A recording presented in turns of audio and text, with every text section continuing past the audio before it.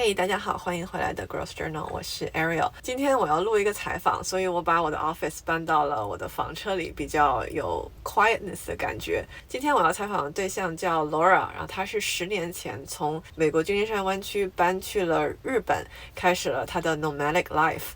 这10年，他住过台湾，住过日本，也旅居过欧洲，他的经验很丰富。然后我们一起来听听他的故事吧。Laura，你可以介绍一下自己的背景，然后现在人在哪里，还有就是你是怎么开始 nomadic lifestyle 的呢？简单讲一下吧。大家嗯好，我是 Laura，很荣幸的今天可以上 Ariel 的平台。背景的话嘛，我以前是住在旧金山，那在那边有认识 Ariel 的丈夫，然后那时候在那边当那个软体工程师，大概10年前左右，开始 nomadic 的 lifestyle。那时候其实是我已经很想要去旅游，我觉得说旅游这方面不要留给退休以后，因为退休以后的话，就是身体啊就很衰弱，那有很多事情就没办法说像年轻的时候这么顺利的能够去完成这些事情。那时候就是觉得说，那上班到一段落，本来那时候是想说大概1年左右去，也不一定要一面工作一面去旅行，但是就是希望那时候是掏出1年去旅行这样子。但是其实后来开始旅行以后，就变成不知不觉的变到4年了。现在哦，能撑下来也不错。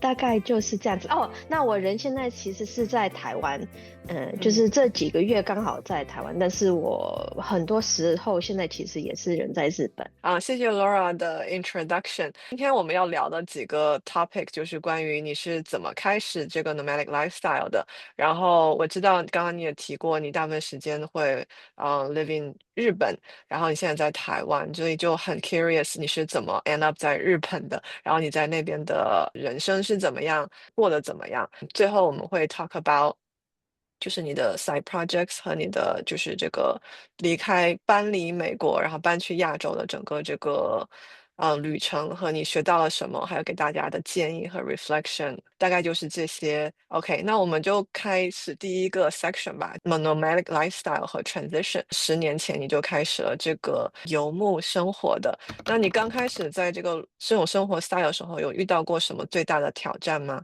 开始的时候就是要把房子退掉啊，要把东西搬出来啊，东西要放哪里，然后你什么东西愿意收藏，这个其实可能是刚开始最大的问题吧。因为你如果说住在一个地方，那你的东西当然有地方放啊，但是你说我现在是无家的状态之下嘛，那我东嗯西要放哪里？那所以我那时候是有很多东西其实是全部都给朋友了。尤其，OK，是像厨房道具，那时候很喜欢就是做菜啊，做什么什么什么的，所以道具一哦，大堆，全部带不走嘛，就全部就往朋友那边分掉。那时候是不知道说会超过1年，所以那时候就嗯。是想说，哦，暂时就是可能有点借放在朋友的感觉。后来因为没回去，所以其实后来就是给朋友了，全部就是都给朋友了。第二个话，你住美国嘛，所以你也知道说健康方面要看医生啊什么，其实是一个很大的问题。那你嗯说可以 travel insurance 是可以买，但是你在旅游当中，如果说要看医生，那如果是你在一个国家，你不会讲那个国家的语言，对不对？嗯那你要去看医嗯生是一件很难的事情。我虽然说可以讲中文，我连现在去看医生，中文的话有很多病的名专属字、用词，嗯专属用词什么什么的，我其实还不知道，然后可能也不会念或什么的。其实嗯有什么器官啊或什么什么，就是连中文说哦，我已经很会讲中文了，连这个都很难了。你要我说去一个像去法国啊，然后去看那边的医生，完全语言嗯，不沟通的，就哦就很麻烦。那时候的话，就是后来变成说，我看医生的话，尽量就是来台湾看，因为至少台哦，湾的话，哦，不一定完全懂，但是哦，能沟通，能够看，但是有时候就是难免嘛，你在别的国家，那还是要去看医生。有一次我还去2次，还去急诊室，在别的国家。那这个的话就哦，是一个大概是开始旅游以后最大的问题了，就是看医生。说真的。嗯，我也知道那个 travel insurance，但是那个还不便宜，而且 coverage 也很有限，好像。但是我嗯，发现，就是因为在美国以外的话，去看医生的价钱啊或什么，其实在国外的话，反而变成说不用太担心哦。去看医生，就是其实问题是找哪一个医生沟通的问题，钱那部分其实跟美国比是完全不哦，用想的那种感觉。像我第二次去急诊是在澳洲，那嗯澳洲那边我住院了1个礼拜。他们还就是有开小手术，那个全部想照 X 光啊，做那个超音波啊这些的，全部下来，那个没有超过美金3000块。哇，那是有 insurance 的情况下还是没有？这是没有 insurance 的情况下，我其实后来没报，因为哦我那个问题怕说他们会找我麻烦，说哦你是这个是 existing condition，就哦，OK 是你原 OK，来有的问题，那对，所以我们不愿意付这个部分，所以我想说啊，这个太麻烦了，算了，就自己付。对，所以这是哦。完全没有在那个保险之下的状况，3000块美金以下。那我先问一下，就是 background，刚刚就是你说这些 challenge，但是我还没有问你一开始的时候是去哪里了？你这一年是本来打算要去哪里旅游来着？那时候其实是3个月来台湾，嗯3个月去日本，三个嗯月在欧洲，然后好像最后还没决定，就是那个最后3个月就是看前9个月怎么样，然后最后再决定这样子的计划。那前嗯面3个月去台湾是因为我爸妈那时候我开始要做这个旅游的时候，他们就很反对。我就是想说啊，那我先回台湾，那爸妈可以嗯看到我3个月，他们也很高兴可以看到女儿，因为那个嗯我那时候他们没住在旧金山，他们是住芝加哥，那所以我们就是很久才会见一次面。那嗯去找他们3个月的话，他们就会觉得说可以有女儿，好棒哦。那剩下的就没有那个不会再讲什么话了这样子的感觉。，OK，I see。你说他们住在芝加哥，然后你去台湾3个月。哦，对，我开始旅游前一年，他嗯，们搬回台湾。哦，I see，I 对对 see。对。然后你就是先去把他们搞定，然后再去自己的 gap year 这样子。对对对对对，就是这样嗯子的，good 感 good 觉。plan，good plan。那时候是有辞职的嘛？就是这一年是就不工作了，本来是这样打算，对吧？对对对，我那时候是30岁，这样子自哦，己的年龄就讲出来了。那个，没关系。我那时候是想说，我要旅游的话，就是30岁要开始。我其实就是30岁那个月，就是公司那边提出辞呈这样子。30岁的时候，那个正式开始。那我真正回台湾的时候，1月的时候正式开始这样子。然后你就是打算了很久了，就是有想这么做一段时间了，对吧？对，我的计划时间是差不多2年多的时间吧。嗯，那你算是一个很 thorough 计划的人了。有吗？那个2年的计划其实只是存钱而已。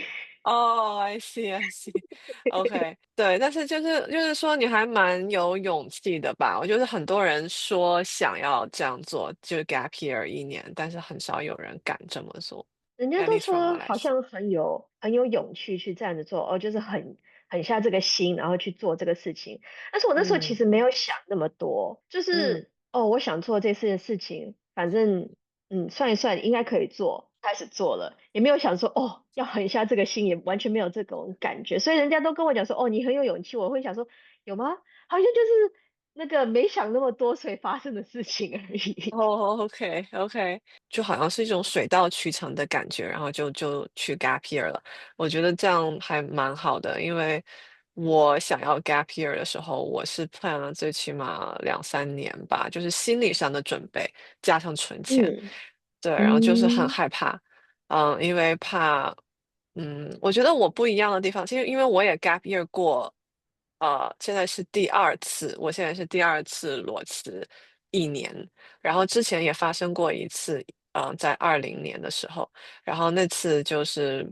也是想要说 gap year，最起码1-2年，然后去做 YouTube，然后如果 YouTube 可以成功的话，我就不回去 corporate，然后 YouTube 不能成功，我就回去 corporate，which 对没有成功，然后我就回去 corporate，然后现在就又再做 YouTube 一次，然后目前还算是小小的有成功的希望，所以我就继续在做了。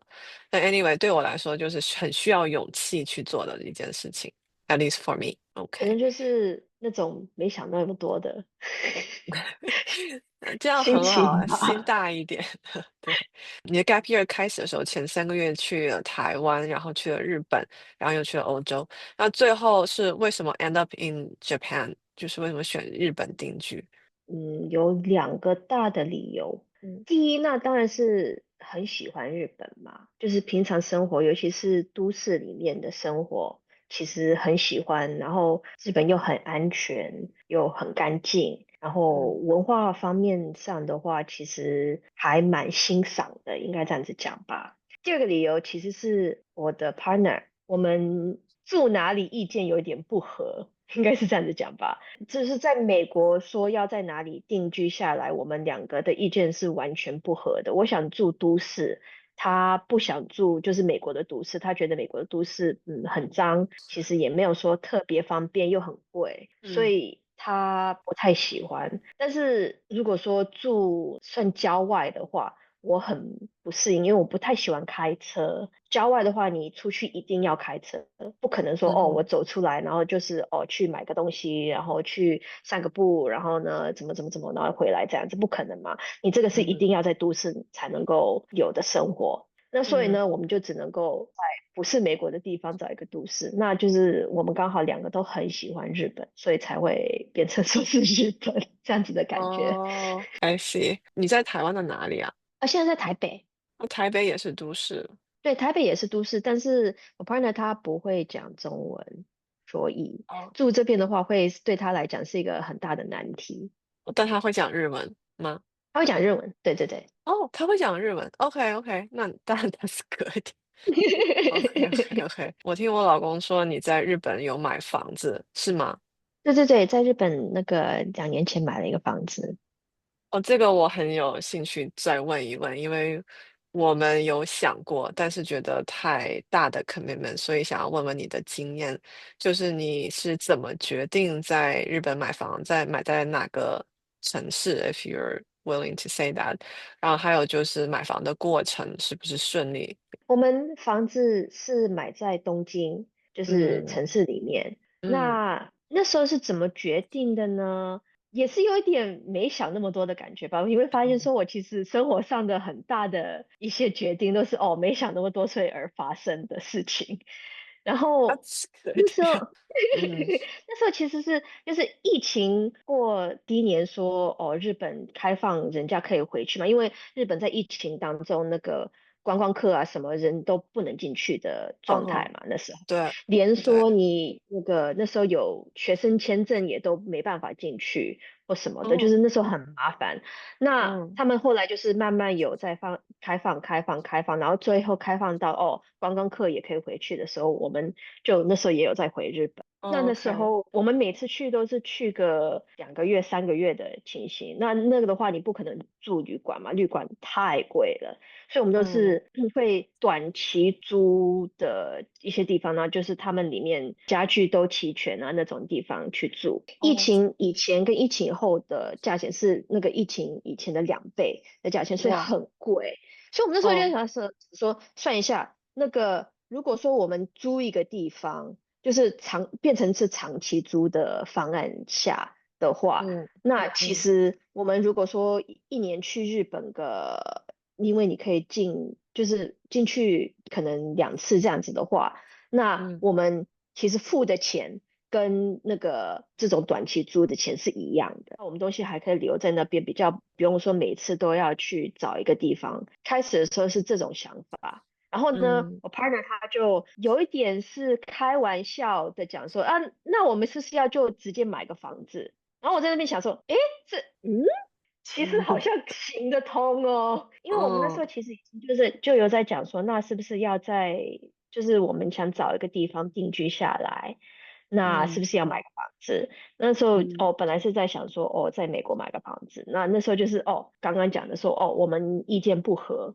嗯那后来就变成说意见不合，意见不合，那算了，去日本买个房子好了，反正嗯，这笔钱我们是已经有省下来了去买房子的钱。美国的话以后也可以买，尤其现在那个利息很高嘛。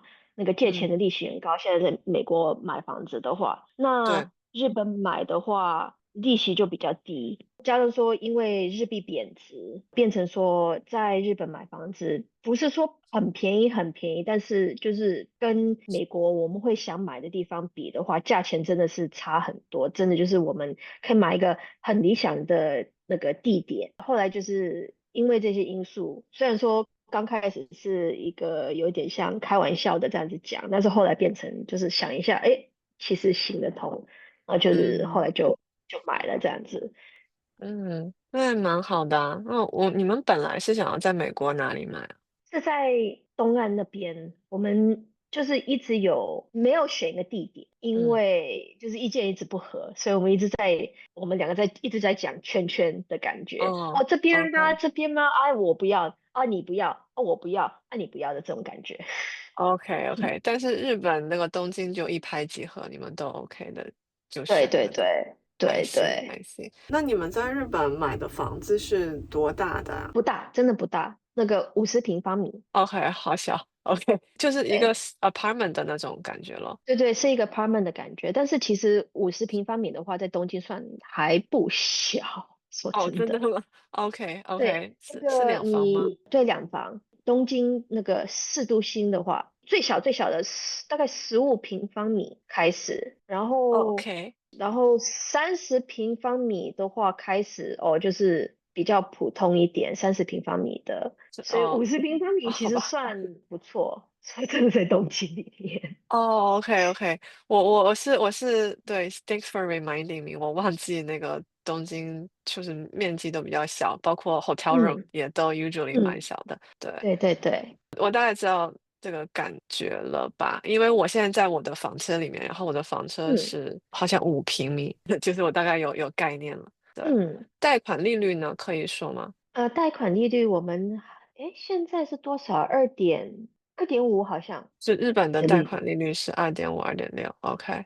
你后来就买了这个东京的那个房子，然后你就觉得就是感觉有家的感觉了吗？就是有 ground 和叫 root，还是你觉得现在 root 在哪里？你真的觉得说就是日本是回家的感觉？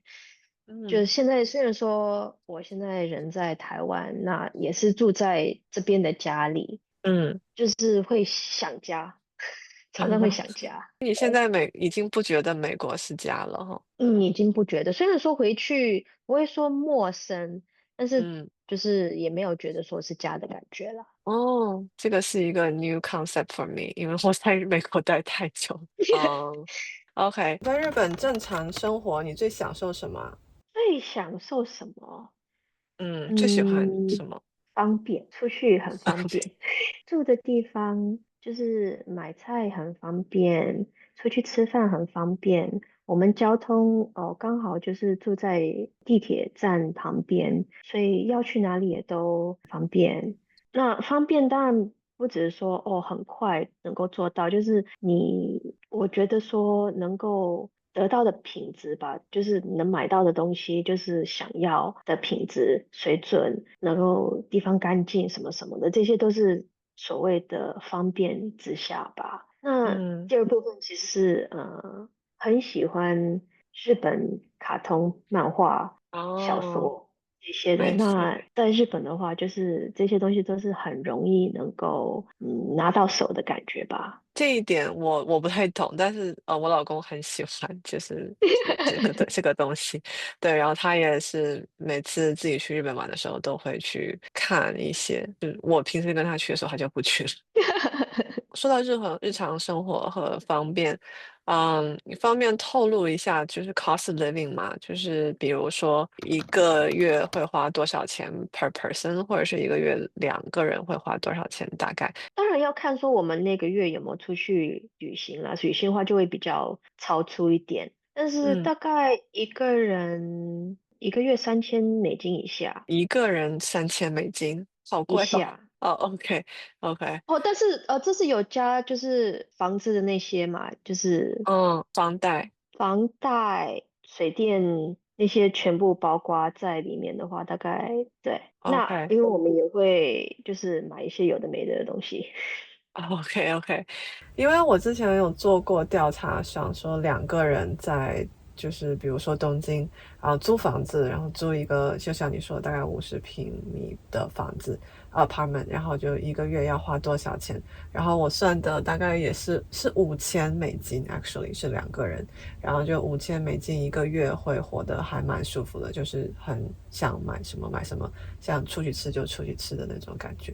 对，但是因为我们会这个应该是旅行全部包括在里面，其实是嗯，三千美金以下，对。旅行是说就是去亚洲的别的地方玩一玩，然后再回来，是吗？对，因为我们还蛮常飞来飞过去的。嗯如果，OK，是纯粹讲东京住的话，大概一个人大概在两千出头吧。对，嗯，比湾区好多了。我们这边两个人大概$10,000一个月，已经算便宜了贵，，for two people。好贵啊。对，但我们还是住在那个郊区，就是城市很外围、很外围的地方。我们的同事住在San Jose那边，哦，Santa Clara 那边，光房贷就一个月$10,000，还没有管任何其他东西。嗯，很多我的朋友都在考虑的问题是，比如说孩子上学，他们就想让孩子在美国上学。然后我有我嗯，有就是我有说过，就是在日本也有好的学校，也有 international school，但是大家还是就是只想让孩子在美国上学。就是有上这种 international school 的，有这个经验的人，很多都很喜欢，他们不会说哦，很希望说小时候是在美国上美国的学校，因为他嗯们尤其环境算比较小一点吧，12年都是跟同样的人在上课，当然有些人会搬来搬去的啦，反正 expat community 嘛，他们就是常常会有人搬进搬出的。但是因为那个你接触的人比较少，其实很多人就是一生的朋友吧。当然，很多这些家庭都是比较有钱的啦，才能够去上 international school 嘛。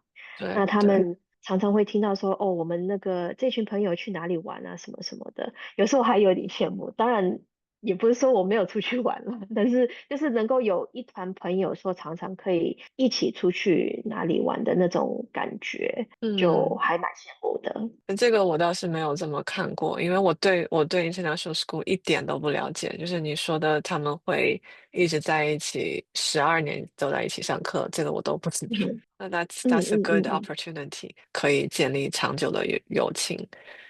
嗯，对，如果想要考美国的大学，还是会更难一些，compare to 如果你一直在美国上学。不只是说美国大学，因为你上了 international school，你的那个视野会更广嘛，你也可以想说哦，去欧洲，因为欧洲那个其实好的大学也不少，对不对？嗯，对那如对，果说你只有在美国的话，哦，你只会想说啊，我要去那个上美国的大学，很少人会想说哦，我要去上欧洲那边的大学或什么的，嗯。视野就会比较广的那种感觉吧。刚刚扯的好像很远，所以我再把那个话题拉回来。OK，besides 就是大家考虑的这个孩子上学的问题，我们回到你的人生。OK，就是你去日本的时候，一开始过去的时候，有没有遇到过什么文化或者生活上面的适应的问题？刚开始的话，因为尤其就是去那边旅游，最大的问题其实是吃，嗯，因为我有一些就是过敏的原因，我有一些东西我不能吃。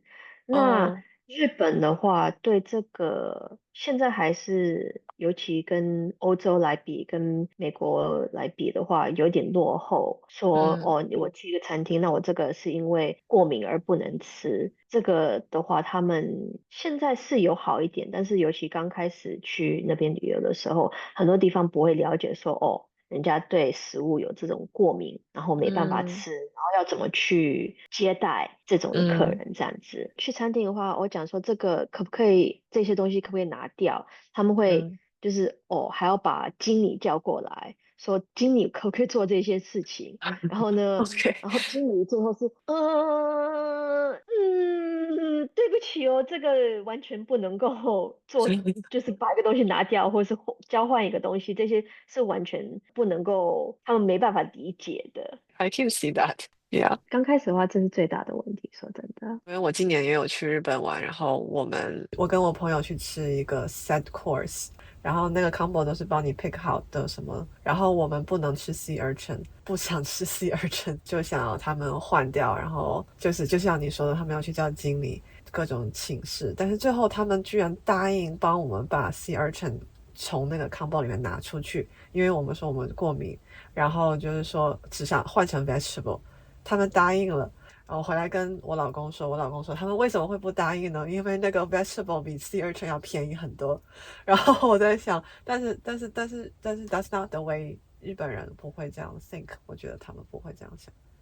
对，因为就是他们流程就是这样子，那对，非流程的话，他们就会觉得说怎么去接待这个客人的感觉。对，我觉得当时他们也是被我们搞得没办法了，因为我们是订了一个 reservation，然后他们是那嗯个很 special 的 restaurant 啦，就只有那些 table 和 room，然后如果我们不吃了，他们就会空着那个 table for that 2 hours，然后他们就没有办法赚嗯钱了，所以他们就 嗯。accommodate us，I think。刚刚问了很多，就是你在日本居住，然后 settle down，还有买房。因为我们刚刚聊到你10年前开始 nomadic life，然后你辞职了美国的工作 as a software dev，plan 1年不工作，然后那1年之后呢，是怎么发生了什么事情？你是什么时候开始又工作的？你 gap 了多久？最后？应该是说我很幸运，那时候我辞职的那家公司，它是一个 consulting firm，那是 software consulting。我那时候选这个公司，也是因为我想说，那我要去旅游的话，如果说要怎么去接 case 的感觉是怎么样，要有这种经验，然后呢，也是所谓怎么去接待顾客的这种感觉，那去练习这个，所以我才会进那家公司。从那家公司辞职以后，他们那家公司人很好，就是里面的人都很好。嗯那我跟他们维持就是很好的关系。那时候辞职的时候也是跟他们讲说，这是真的是因为没办法远端工作，我才辞职，不是因为我不喜欢这家公司。其实那家公司我真的很喜欢，辞职的时候还蛮伤心的。但嗯是后来他们就是因为他们是接 case 嘛，有时候顾客会有一段期间就是要建新的软体，然后到尾端的时候，后续一些算维持的工作的话，他们就觉得这些约太小了，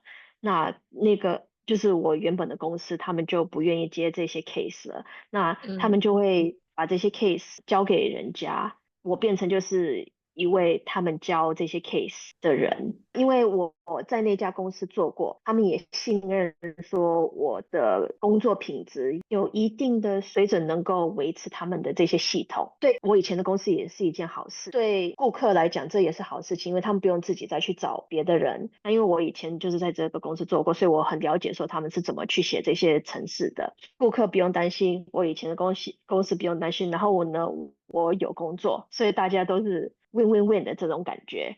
对，很幸运的说，我进了那家公司，然后后来能够接这些 case。所以你之后就一直是这样子的模式在接这些 case 吗对，大部分的时间？OK，都是这样子。到疫情完了以后，因为嗯，疫情完了以后，那个我那家公司被别的公司买了，我以前那哦，家公司被别的公司买了，所以模式就开始变动这样子。所以你现在是没有再这么做了对，我吗？现在就没有在那个，就是有一点模式现在已经变了。那我是在日本有在，现在尽量在日本找工作这样子。但是你之前可以撑那么多年，也还蛮不错的，就是说还蛮有 flexibility 嗯，的哈。对，算很幸运，说那个原本的公司应该说对我很好吧。嗯，虽然说已经不是他们的员工了，还是对我很好。之后你还是想继续就是做这个 software 之类 software engineer 之类的 related job 吗？还是有考虑别的？我现在是做 software engineering 还是我的专长？那现在还是在做这样子，但是我个人是很希望能够建立自己的公司。嗯对这方面的话现在是有两个不同的发展吧。一个是我有在跟朋友录一个自己的 podcast，那我嗯们是叫小龙 Bud 啊，虽然是英文的，大家如果嗯说有这个荣幸能够你们可以听这个 podcast 也不错。那我们是在讲友情，那就像爱情一样，其实友情也可以很复杂，你跟不同的人去怎么去接触，怎么去对待，然后你自己的状况会影响说你怎么跟人家互动这样子。大家可以去看一下，然后去听来支持 Laura。嗯谢。没有问题。那所以这个是一个方向。那另外一个方向也是算写软体，但是就是为自己写吧，不是帮别的公司写嗯，自己的 APP 这样子。哦，OK，对，在开还是。发自己的 APP。OK，下一个 section 其实是 visa 和 嗯 residency。我自己有研究过日本，我觉得日本申请一个，就是如果你是外国人，想要在日本有永居的身份，应该会非常非常非常难，unless you marry someone there，就是已经是日本人。你刚刚说你的 partner 会日文，所以他是日本人吗？嗯。哦，不是，他是美国人，哦，所以他也不是日本籍的。OK， 他也不是日本籍的。OK OK，那你没有办法通过他来拿身份。OK，你在日本是想要常住吗？那你有研究过怎么拿那边的身份吗？嗯，这几年是有在想说要怎么去拿那边的身份，那所以现在就是专注于在日本找工作这样子。第二条线是自己开公司，但是最近他们比较还不记得有没有通过，就是新的法规说你在日本开公司的金额是原本的7倍，所以金额提高很多。变动可能10月就开始了，变动到美金20万左右。哦，你说的是那个 investor visa 是不是？它是 Business Manager Visa。我好像有调查过这个，比如说开一个 Airbnb 算开公司吗？就是买一个日对，本的房其子。实就是因为有很多人他嗯们是开 Airbnb，然后就随便开了一个公司，因为有很多这样的例子，嗯。而现在金额要提高，是这样子说啦。对，他们是这样子说。哦，好吧，就我研究这个，你说的这个开公司拿日本身份，然后有很多人给我留言说这个方式现在也越来越严格了，然后也没有那么好办，然后成功率也没有那么高了。对所以其实我也在对研究那个别的办法，然后工作也是我研究的，我研究出的第二个办法，就是在日本找个工作，对但是你要对。工作几年吧？看你的签证 point system，那你就是有那个 啊，skilled worker visa 加哦那个，OK。跟就是平常是 engineering humanities 的 visa，因为你也是高科产业嘛，所以你应该嗯进去的话也是 engineering humanities 这个 visa。那当然他们还有一些其他的因为他们现在老人比较多，嗯。为了那个补这些人工的也有这些 visa，但是你跟我的话都是应该是 engineering humanity 这种那个，反正是knowledge worker 这种的进哦。去。这个的话就是有两个，就是比较普通的working visa，不然然后另外一个就是 skilled worker visa。那 嗯。skilled worker visa 的话，你要10年这样子。哦，OK OK。公民比永住快。你那个不是 skilled worker visa 的话，你公民只要5年就可以拿公民了。哦，你是说日本的公民吗？嗯哼。哦，但是日本公民要放弃美国国籍吗？对，日本公民的话，你就是要放弃别的国籍，所以这个反而哦人家比较不希望拿日本公民，所以他们公民反而比较快。哦。嗯那你有考虑过别的签证途径吗？就是你刚刚说创业，还有工作，还有别的吗？有想说创业，最近因为说开自己的 podcast，应该算是起跑点吧。我嗯是对人与人的关系有兴趣，那希望能够增加每个人身边的友情，而做这个 podcast，以后从 podcast 希望能够伸展出来，变成说哦，直接能够帮忙人家找朋友啊，那个做朋友。生活上的这些，这个的话应该可以当公司去做。以后如果说这个公司能不能够到足够的规模，能够符合日本新的这些金额的问题的话，那时候再说吧。OK，I see。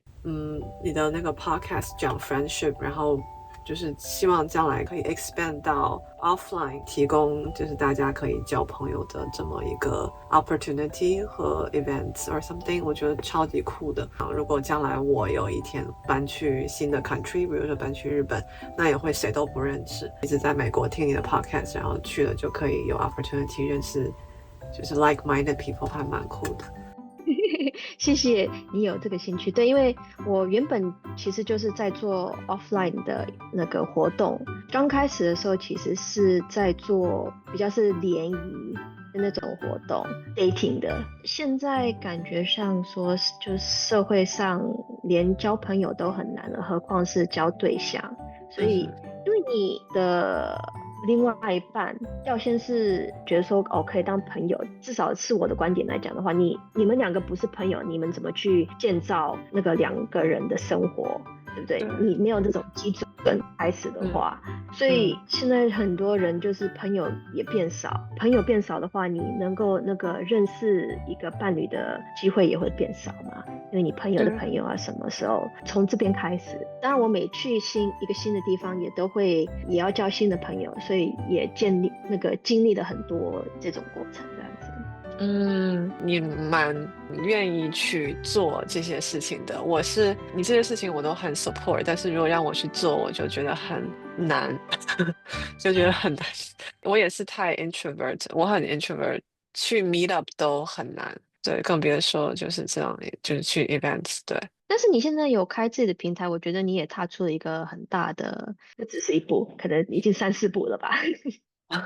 对对，就是开自己的平台有一个好的地方是，我不需要见到真人，我可以就是 virtually，对我来说 virtually 就让我更放得开。如果就是真人的话，我一个人去我会比较放不开，但是比如说我跟一个朋友去，那就还蛮放得开的。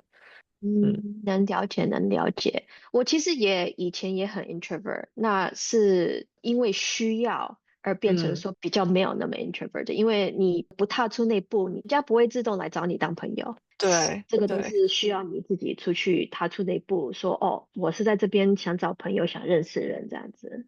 对对，I 100% agree。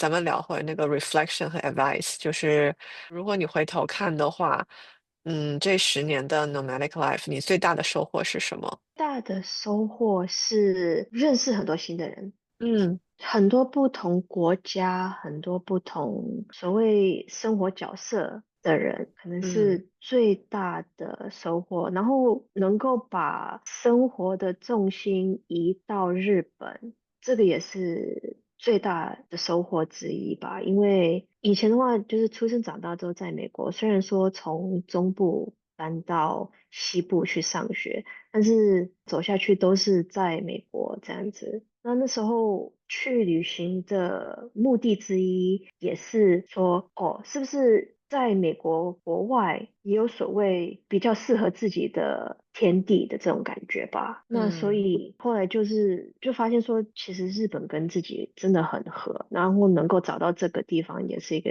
就是真的很生活上的一个很大的收获吧。Hopefully one of the years in the future，我们可以在日本见面。很希望能够在日本见面，或是在台湾见面，或是反正不是在美国的。上次你丈夫来台湾，还给我那个吃坏肚子，然后没办法见面。对，然后那时候已经说好要见面，然后呢那天早上说，哎，我吃坏肚子了。嗯，是的，是的，他去吃了一个没有煮熟的肉。对于像我这种或者是其他的很多观众也是有考虑想要移居日本，或者是就是离开美国去亚洲生活的人，你有没有觉得有什么重要的建议给我们？